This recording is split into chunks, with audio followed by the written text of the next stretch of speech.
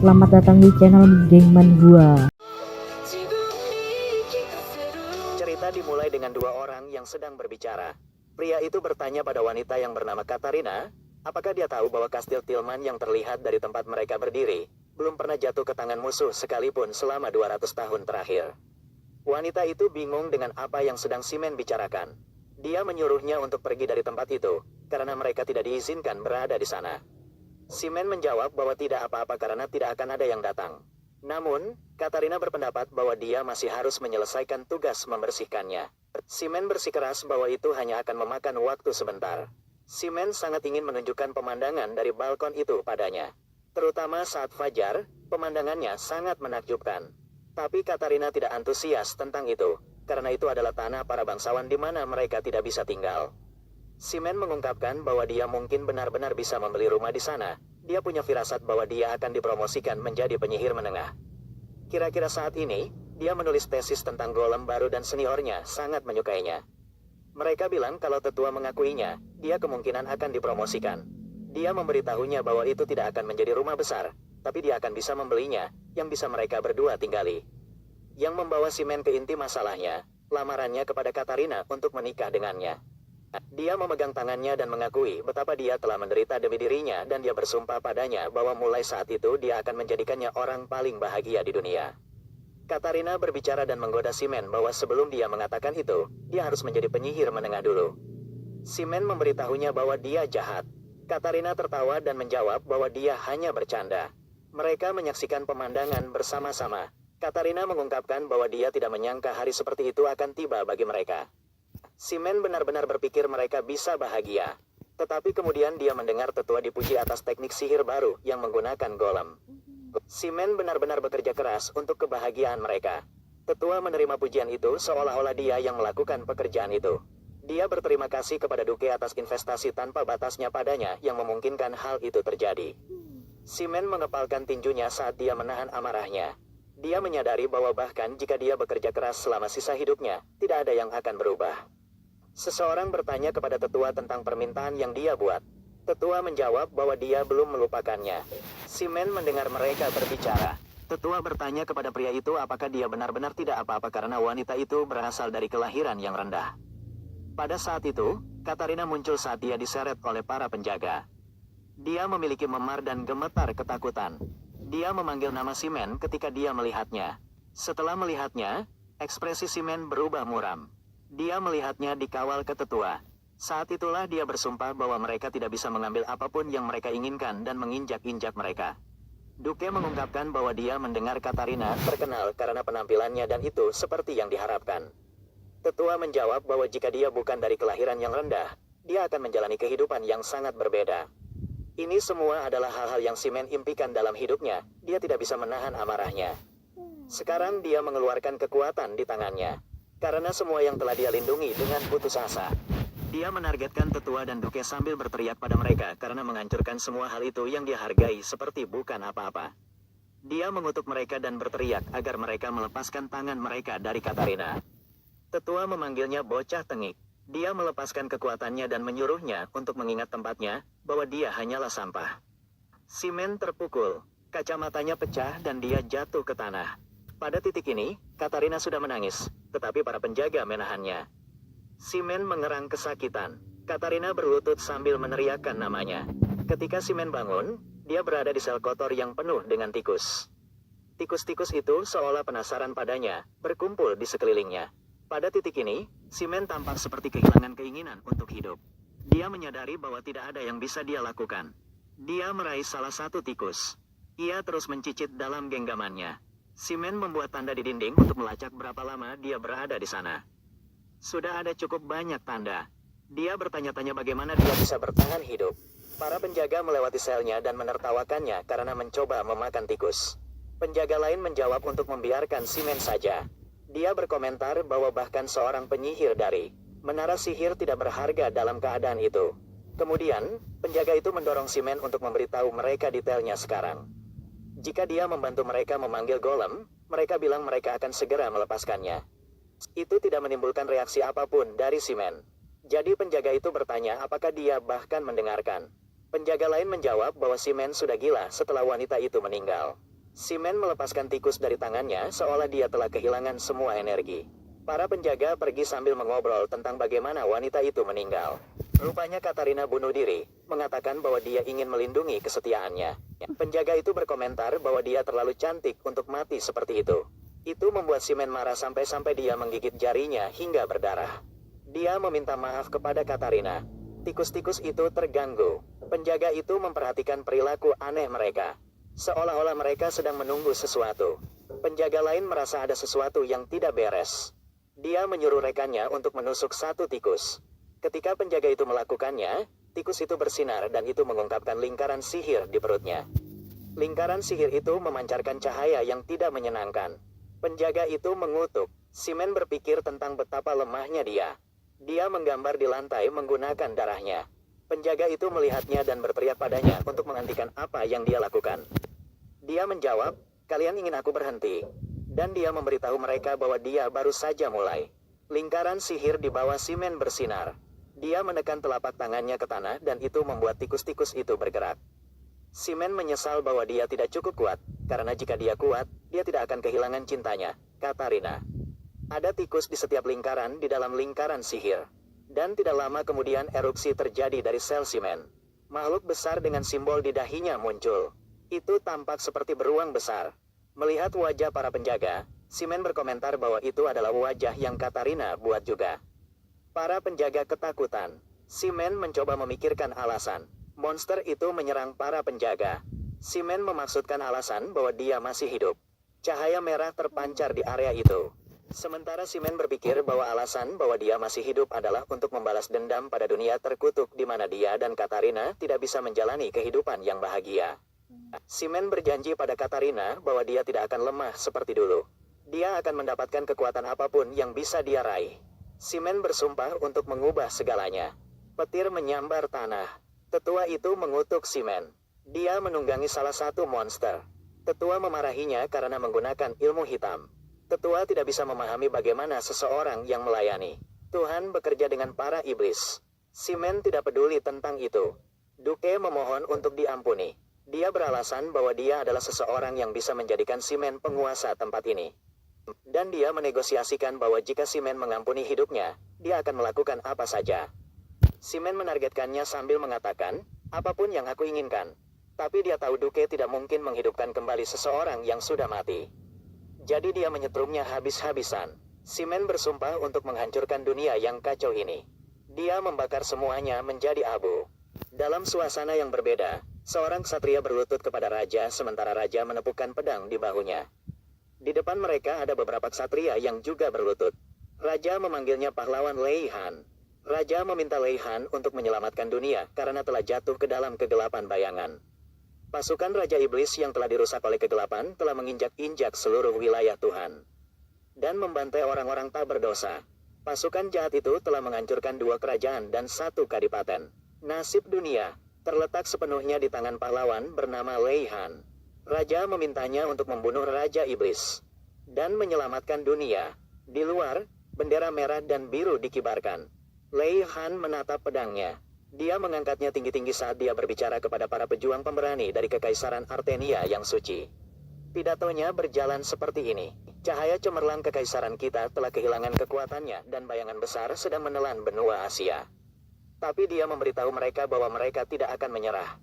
Demi keluarga mereka dan seluruh dunia, dia mengumpulkan mereka untuk membunuh Raja Iblis dan menjadi harapan terakhir yang melindungi dunia.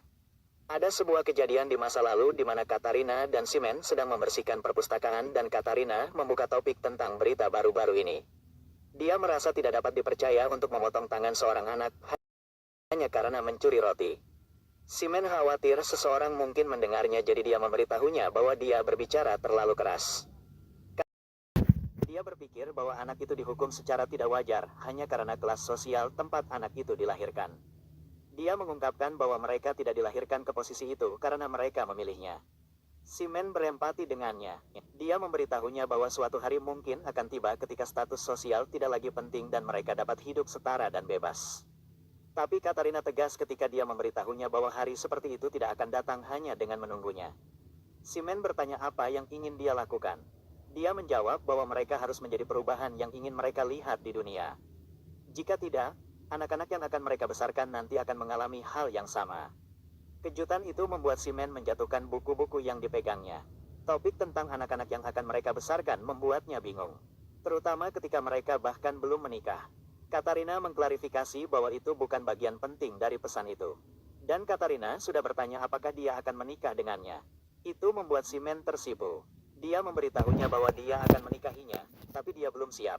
Katarina mendorong untuk mendapatkan jawaban yang jelas apakah dia akan atau tidak.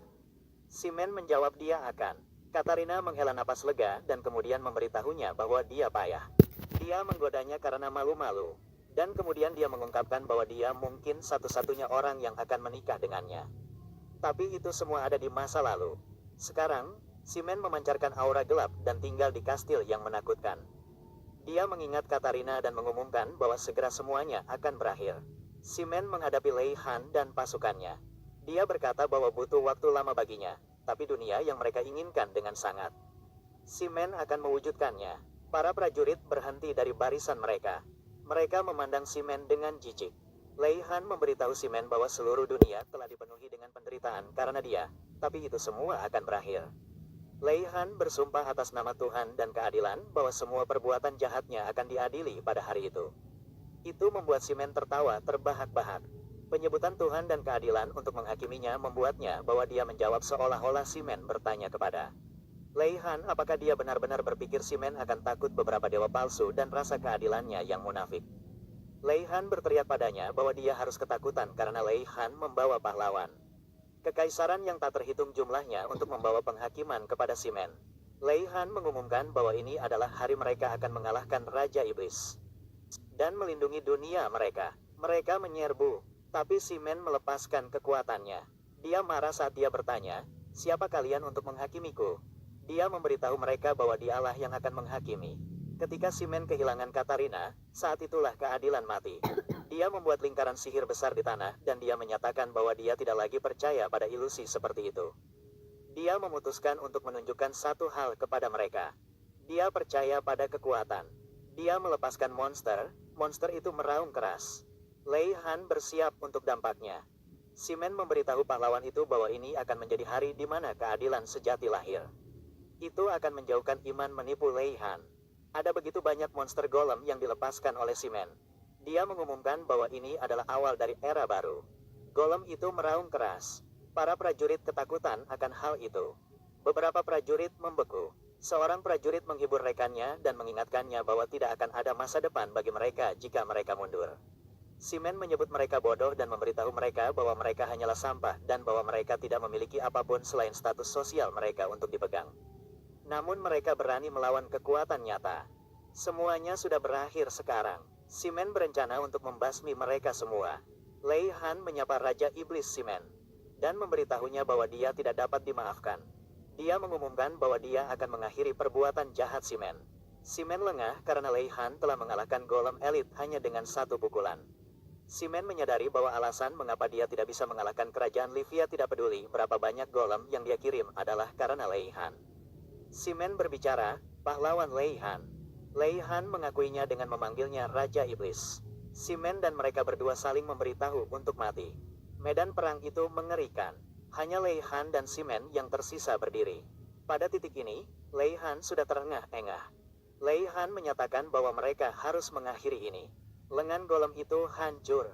Baik Lei Han maupun Simon tampak kelelahan. Simon memberitahu Lei Han apa yang tidak dia ketahui. Bahwa dunia ini busuk. Simon meneteskan air mata sambil mengatakan itu. Jika bukan karena Lei Han, mata Simon tampak tak bernyawa. Dia memberitahu Lei Han bahwa dia bisa saja memulai segalanya yang baru setelah menghancurkan segalanya. Dia mengutuk Lei Han untuk seluruh garis keturunannya untuk menghabiskan hidup mereka dalam penderitaan. Lei Han menggenggam pedangnya dan dia memenggal kepala Raja Iblis. Simon mengingat sebuah kenangan. Pada saat itu, Katarina memberitahunya bahwa ketika dia tersenyum dan ketika dia bersamanya, sehat dan tanpa masalah besar. Itu adalah momen paling bahagianya. Katarina berjinjit dan mencium Simon. Dia memberitahunya bahwa dia mencintainya. Katarina berbicara lagi, aku mencintaimu, Simon. Tiba-tiba seorang pria terbangun. Dia terkejut, dia menyadari itu adalah mimpi. Tapi dia bingung karena kepalanya masih ada di lehernya. Dia merasa pusing. Dia memeriksa tubuhnya dan tidak ada luka. Dia bertanya-tanya apa yang terjadi. Dia melihat sekeliling saat dia bertanya-tanya di mana dia berada. Dia belum pernah melihat kamar seperti itu sebelumnya. Itu membuatnya menyadari bahwa dia bisa berada di negara asing. Simen bertanya-tanya bagaimana dia masih hidup. Dia tahu bahwa bahkan ilmu hitam tidak dapat menghidupkan kembali seseorang. Jika itu mungkin, dia pasti sudah melakukannya. Simen bertanya mengapa dia masih hidup. Kemudian dia menyadari sesuatu. Itu adalah potret Lei Han. Dia bertanya-tanya mengapa potret bajingan itu ada di sana. Pelayan membuka kamar dan menyapa Simen sebagai tuan muda. Reaksi pelayan itu sangat kuat setelah melihat bahwa tuan muda akhirnya bangun. Dia memeluk Simen sambil mengungkapkan betapa leganya dia. Rupanya Simen tidak bangun selama 2 minggu. Mereka semua berpikir mereka telah kehilangan Lei Han yang terakhir. Simen bertanya siapa orang tua ini. Pelayan itu terkejut, dia bingung bahwa tuan muda tidak mengenalinya. Dia putus asa, dia berasumsi bahwa kecelakaan itu merusak ingatan tuan muda. Dia menyalahkan dirinya sendiri karena tidak merawatnya dengan baik. Pelayan berjanji untuk memberitahunya segalanya. Dia berharap bahwa kehilangan ingatan itu bersifat sementara, dan bahwa dia mungkin mengingat sesuatu begitu dia mulai memberitahunya segalanya. Pelayan mulai mengatakan bahwa tuan muda akan segera menjadi tuan tempat ini, dan bahwa tuan muda adalah penerus Lei Han ke-6 dari wilayah Kekaisaran Barok. Serta dia adalah keturunan dari pahlawan besar Lei Han. Tuan muda ini bernama Luke de Luhan. Simen terkejut. Dia menyadari bahwa Lei Han telah meninggal 500 tahun yang lalu dan dia bereinkarnasi sebagai keturunan Lei Han 500 tahun di masa depan. Dia bingung. Pelayan itu terkejut karena dia mulai berlari. Pelayan itu khawatir karena dia seharusnya tidak banyak bergerak dalam keadaannya. Simen mengarah ke pintu sambil menyangkal semua yang dia dengar karena baginya itu tidak masuk akal. Dia meraih gagang pintu ketika dia membuka pintu. Dia melihat pemandangan itu. Pada saat itu, dia menyadari bahwa semuanya benar-benar tidak masuk akal. Matanya juga tertuju pada sesuatu. Dia melihat benda raksasa yang menyerupai kesatria. Dia tercengang. Dia tahu bahwa jika itu ada, itu menegaskan bahwa semua yang dikatakan pelayan itu benar. Melihat betapa rumitnya itu, Simen dapat mengetahui bahwa senjata itu jauh lebih canggih daripada sihir golem. Sihir yang hanya bisa dia bayangkan sekarang berdiri tepat di depannya. Pelayan itu telah menyusulnya. Simen menanyakan nama pelayan itu. Pelayan itu memperkenalkan dirinya sebagai Hans. Simen bertanya apa benda yang dia lihat. Hans menjelaskan bahwa benda itu disebut Gigan, senjata humanoid berkaki 2. Simen bertanya apakah itu terbuat dari sihir golem. Dia setengah benar. Hans menjelaskan bahwa Gigan dibuat melalui ilmiah hextech dan sihir karena kemajuan teknologi. Tidak seperti golem yang dikendalikan dari jauh. Gigan dikendarai oleh pilot yang tetap berada di dalamnya. Simen harus mengklarifikasi apakah seseorang benar-benar masuk ke benda itu. Hans menjawab, ya. Simen tahu itu membutuhkan banyak teknologi canggih bagi seseorang untuk mengemudikannya saat berada di dalam. Dia tahu bahwa jika Hans mengatakan yang sebenarnya, itu benar-benar senjata yang luar biasa. Orang tersebut akan aman dari ancaman eksternal dalam pertempuran dan bereaksi lebih cepat terhadap peristiwa jika dibandingkan dengan golem yang dapat dikendalikan dari jauh. Itu membuat Simen berpikir bahwa itu mengatasi semua masalah yang dia hadapi dengan golem. Pelayan itu bingung, dia memanggil tuan muda. Simen berhenti di jalurnya. Keberadaan Gigan membuatnya percaya bahwa 500 tahun telah berlalu. Dia bertanya-tanya mengapa dia harus dilahirkan sebagai keturunan musuhnya. Hans berteriak, tuan muda. Sekuat tenaga, Simen sedang minum. Dia sebenarnya berdiri di atas meja sambil melakukan itu. Hans khawatir, dia memberitahu Simen untuk tidak memaksakan diri. Simen sudah memerah karena semua minuman itu. Dia mengingatkan Hans bahwa dia adalah keturunan Lei Han. Hans menjawab, ya. Simen bertanya, ada apa? Ketika dia seharusnya lebih sehat daripada kebanyakan orang. Saat itulah dia merasakan sakit yang luar biasa yang membuatnya jatuh berlutut. Hans sangat khawatir. Simen bingung. Hans memberitahunya bahwa dia mencoba memperingatkannya bahwa dia perlu berhati-hati karena kutukan itu. Simen terkejut, reaksinya mengejutkan Hans. Itu membuat Hans menyadari bahwa Luke de Lei Han benar-benar tidak mengingat apapun. Simen bertanya tentang kutukan apa yang dia bicarakan. Hans menjelaskan banyak hal yang baru saja dikatakan Simen kepadanya untuk langsung ke intinya. Hans menjelaskan bahwa Lei Han dipuji atas usahanya dalam menyelamatkan dunia. Tetapi dia segera meninggal karena kutukan Raja Iblis. Simen belum sepenuhnya yakin bahwa dia melakukan itu. Kemudian dia ingat mengucapkan kutukan sebelum dia menemui ajalnya. Dan apa yang memalukan itu adalah sesuatu yang dia katakan karena dia kesal. 500 tahun yang lalu, dunia yang damai menghadapi bahaya yang mampu menghapusnya. Itu diatur oleh Raja Iblis. Sihir gelapnya bisa melahirkan golem yang lebih kuat dari pasukan manapun. Dia menghapus tentara yang tak terhitung jumlahnya dengan menjentikkan tangannya begitu saja. Tampaknya Raja Iblis akan mengambil alih dunia. Tetapi berkat pejuang yang benar, Lei Han, dunia menemukan kedamaiannya lagi. Namun, Raja Iblis mengutuk prajurit itu sebelum dia meninggal yang menyebabkan prajurit dan garis keturunannya mati dengan menyakitkan di usia muda. Simen mendesah setelah dia membaca buku itu. Dia percaya bahwa orang-orang memutarbalikkan itu sesuka mereka. Dia berpendapat bahwa dia bahkan tidak mengeluarkan kutukan sejak awal. Tidak mungkin kutukan bisa bertahan selama itu sejak awal. Alis Simen berkerut. Dia hanya menerima bahwa itu adalah kesalahannya karena kalah. Tapi dia tidak suka bahwa dia harus dilahirkan dari sumpah musuhnya setelah sekian lama. Sekarang rasanya seperti dia yang dikutuk. Dia kembali ke buku itu. Dia mengambil yang lain untuk dibaca.